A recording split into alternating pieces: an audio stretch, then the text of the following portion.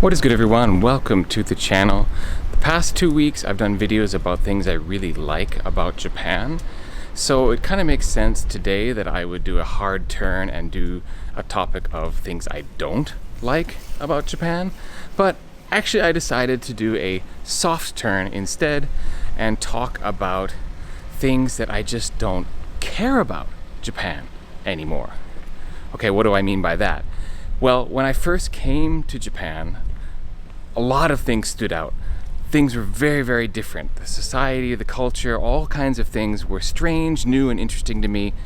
But over time, a lot of the things that were like, wow, what is this, faded to the background into something that I just don't think about or even notice anymore. So that is today's topic. And I have to admit, it was kind of hard to think of items for this list once I had the topic idea, because, I don't often think about things that I no longer think about. Thinking about how do I come up with things that I don't think of. Yeah, you get what I mean. So it took me a while to populate this list, but I think I have some pretty good examples of things that just became normal. All right, let's get started.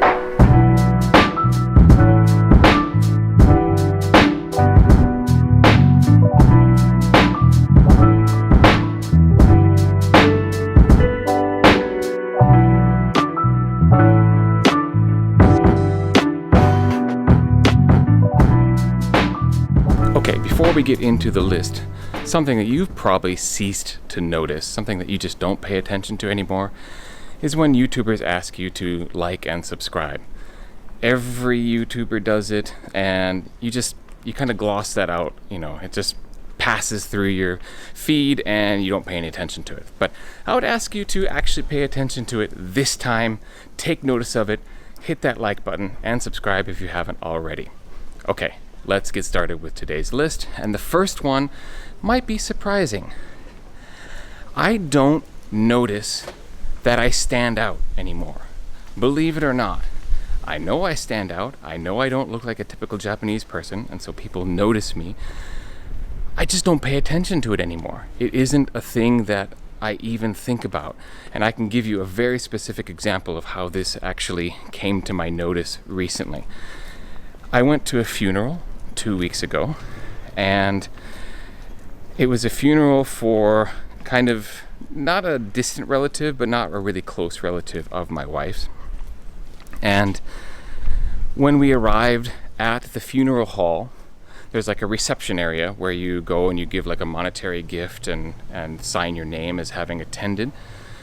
And apparently when we walked in, everyone's focus just hyper focused on me. Everyone was like, what, the foreigner? Who's the foreigner here? Because, a lot of tourists are going to funerals in Japan, and so not a lot of foreigners, and only foreign residents are going to be going to a funeral, basically. And so the focus was suddenly, wait, who's the foreigner? What is his relation to the deceased?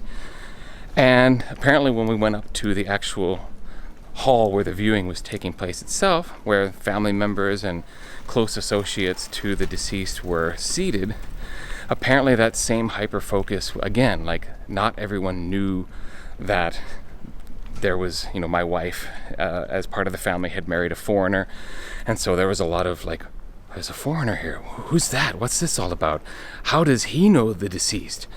And as such, apparently everyone noticed, to the point that after the funeral, a few people commented that they hadn't seen my brother-in-law, my wife's brother. He went and paid his respects right before I did. So people just didn't even notice him because they were paying attention to me. Now, I didn't notice any of this. It was my wife who was telling me afterwards. She's like, did you see how everyone was staring at you the whole time? And how everyone like immediately took notice of you when you walked in, like, who's this foreigner? I was oblivious to it the entire time. I just went in, I paid my respects in the Japanese fashion, and totally went over my head, didn't even notice.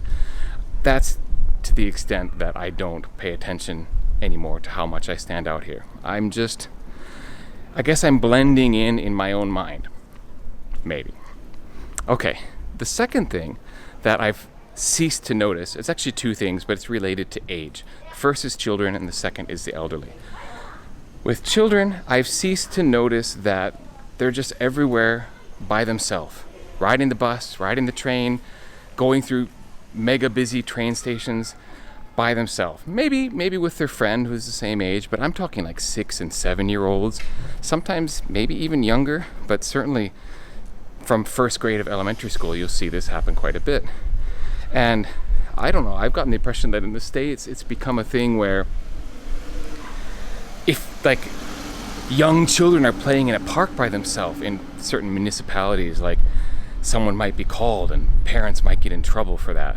And I guess stranger danger, the fears of that have grown to great proportions in the States. But in Japan, no, you just see kids everywhere by themselves in like busy train stations, etc. As for the elderly, what I end up seeing a lot, or what I should say stood out a lot when I first came to Japan, was elderly, like 70, 80, 90-year-olds riding around town on scooters. And try to put that in context. Like imagine your relatives, your grandparents, or I try imagining my parents on a scooter, and the image is absolutely ridiculous. But now I just don't notice it anymore. I take it completely for granted that, yeah, there's elderly people on scooters zipping around and it's not a thing, right? But when I first got here, yeah, that definitely stood out, like, because it was odd. No one over the age of like university age rides scooters in the States. The next thing that people really note when they first come to Japan for the first time that I just don't pay attention to anymore is quiet trains and noisy restaurants. The first one, it's actually a reverse culture shock when I get back to the States and I get on a bus and everyone's talking and they're on their phone and it's loud. Trains in Japan are quiet. Public transportation is quiet, and I just don't even notice it anymore. That's just the way it is. So that it's jarring when I return to the States. On the opposite end of the spectrum is restaurants. Restaurants here are incredibly noisy because staff are always yelling out "irashaimase" and like "nimesama hairimasu," and like they're just shouting out all these phrases like welcoming customers, saying thank you to customers, and it just all fades into the background over time. When you first get here, you're like, man, this is a noisy restaurant, or Japanese restaurants are everyone's shouting all the time. Just customers, sumimasen, yelling out, you don't wait or kind of signal the server to come over. You literally shout out loud, sumimasen, come give me service. So took a little bit getting used to in the beginning, but now I don't even notice it. I don't even pay attention to it. All right, I have two more. The next one is people reserving places in cafes or restaurants or other places with their bag, setting a bag down on a table and then going up to order, or going to the restroom, or even leaving the cafe sometimes to go take care of something and then coming back. In America, you would never do that. You always keep a close eye on your possessions. And when I first moved to Japan, watching people lay their bag down and then leave it, shock and horror, right? Really? You can do that here? Is that really okay? And actually, as an American, the thought also occurred to me that like, is that really safe? Because someone might think it's a terrorist threat. Like, this guy comes in, sets a bag down, and then leaves the cafe. That's kind of sketchy. But no, it is completely normal here, and I admit I've joined the ranks of all the other Japanese people who don't pay it any mind. It's just the way it is, and I do it myself, so there you go. The final one I'm going to talk about is actually tied to one of the points that I made last week about becoming used to, or actually changing my mind about uniform culture here, and how I've come to see uniform culture as a good thing. It's a way to represent who you are and what you do in society, and I generally see it as a good thing. But if I'm being completely honest, it's also something that I don't notice or pay attention to anymore. And that goes for the different types of uniforms, meaning like I don't really notice the so-called keibin-san, the guardman, the people who direct traffic or, tell you where to park in a parking lot. When I first got here, I was constantly struck by how kind of militaristic, or they look like fake police officers or something. And I was even fooled from time to time, thinking, is that actually a police officer, or are they just a hired security guy? But now, I don't even notice what they're wearing. And the fact that they have a uniform on is just completely normal. This also goes for the school uniform thing. Like, when I first moved here and I lived out in the countryside, I quickly learned this uniform meant this school and this uniform meant that school. And part of it was I was teaching in public schools at the time, so that sort of made sense. But I know that people in Yokohama can look at school uniforms and be like, oh, he goes to that school, and oh, that uniform means she goes to that school. I can't do any of that. I just don't pay attention to them anymore. I don't care. So I wouldn't be able to identify a single Yokohama city school uniform. Just don't pay attention to them. There is one type of uniform that I still pay attention to, though, and that is the hobbyist.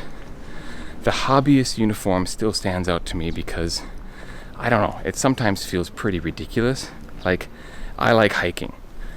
And when I'm out hiking in the mountains, I will pass Japanese people. I'm wearing like a t-shirt, jeans, and some beat up old hiking boots, and I've got like just a regular backpack on my back, like a standard one you find in any shop. The people I pass are kitted out in just like the newest, sharpest, most like I'm hiking a mountain gear. It just screams hiker. And I've spent all of this money to be completely kitted out for my hobby. That is the norm. I usually try to get by with, what I've got rather than buy a whole bunch of new stuff. But no, in Japan, you have to wear the uniform of the hobby that you're doing. Running is my other hobby. I've been wearing the same moisture wicking fabrics shirts for forever, and I make my shorts last as long as possible, and really it's only shoes that I have to replace on occasion. And as such, like, I'm constantly running past other runners who are super kitted out. It's the middle of summer and they've got the elbow sleeves and they're wearing full running tights, and I'm thinking, aren't you dying from the heat? But no, they have to look the part. Of course, not everyone does that, but there's a lot of people who, they want you to know they are a true runner, and that is their hobby. Okay, I'm ending on one that I actually do notice because it still strikes me as being a little bit silly, but overall, this list was about things that I just don't notice anymore because I've been here a long time. If you live here and you have other examples like this, please add to the comments below. And, anything you want to add to the conversation, I invite anyone to comment and join the conversation. But most of all, I'd be ecstatic if you would hit the like button if you enjoyed this. If you made it this far in the video and you haven't, might as well do it now. And subscribe if you want more content about Japan, society, life, and culture from someone who's been here for, we just passed 18-year mark. So thank you very much for watching this particular video, and I'll catch you on the next one. Peace.